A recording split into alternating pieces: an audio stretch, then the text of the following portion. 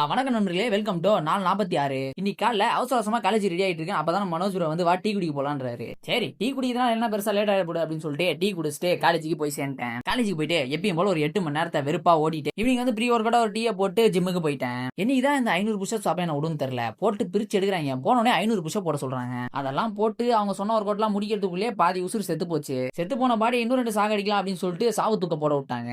ஏன்னா அந்த வாரம் சனிக்கிழமை வெயிட் லிஃப்டிங் காம்படிஷன் ஒன்று இருக்கு. அதுக்கு நான் போலான்ட்டு ஸ்கெட்ச் போட்டு வச்சிருக்கேன். என்ன பட்ஜெட் தான் கொஞ்சம் இடிக்குது. ஃபர்ஸ்ட் 100 கேஜில ஒரு 6 ரெப் அடிச்சேன். அதை நம்மளால வீடியோ எடுக்கல. அதுக்கப்புறம் டச்சோட 110ல ஒரு 3 ரெப் போச்சு. அப்புறம் இந்த 120க்குள்ள கொஞ்சம் டச் இல்லாம ஏறிடுச்சுன்னு தான் நினைக்கிறேன். அவர் அந்த அளவுக்கு பெருசா டச் வச்ச மாதிரிலாம் தெரியல. பட் 120 சக்சஸ்ஃபுல்லா ஏறிடுச்சு. பட் இதெல்லாம் ஒரு பெரிய வெயிட் இல்லதான். பட் இருந்தாலும் காம்படிஷன் கலந்து தான் பாப்போமே அப்படின்னு சொல்லிட்டு ஒரு முடிவு பண்ணிட்டேன். அப்புறம் நம்ம மனோஜன் காம்படிஷன் வராரு. பார்க்க தான் ஆள் எப்படி இருப்பாரு. வெயிட்லாம் சும்மா தூக்கி சொல்லிடுவாரு. அப்புறம் இந்த மாதிரி ஒரு கடினமான ட்ரைனிங்கை முடிச்சுட்டு ஆளுக்கு ஒரு காஃபியை போட்டு ரூமுக்கு வந்து சேர்ந்துட்டேன். வந்த உடனே குக்கிங் வேலையில இறங்கிட்டேன். சரி கொஞ்சம் சாப்பாடு அடிச்சு அதுக்கப்புறம் முட்டை கிரேவி வைக்கலாம் நினைச்சு முட்டையை வேக வச்சேன். இந்த கடையில வாங்குற முட்டைலாம் இந்த மாதிரி ஏன் சொதப்பிதுன்னு தெரியல. முட்டை கிரேவி பக்கா வந்துருச்சு. பட் முட்டை தான் கொஞ்சம் கொலன்னு ஆயிடுச்சு. மத்தபடி நீங்க நம்பலாம், நான் ஒரு பெஸ்ட் குக்கர் தான். அப்படியே அதை சாப்பிட்டு 11:30 போல ஆயிடுச்சு வீடியோ எடிட்லாம் முடிக்க.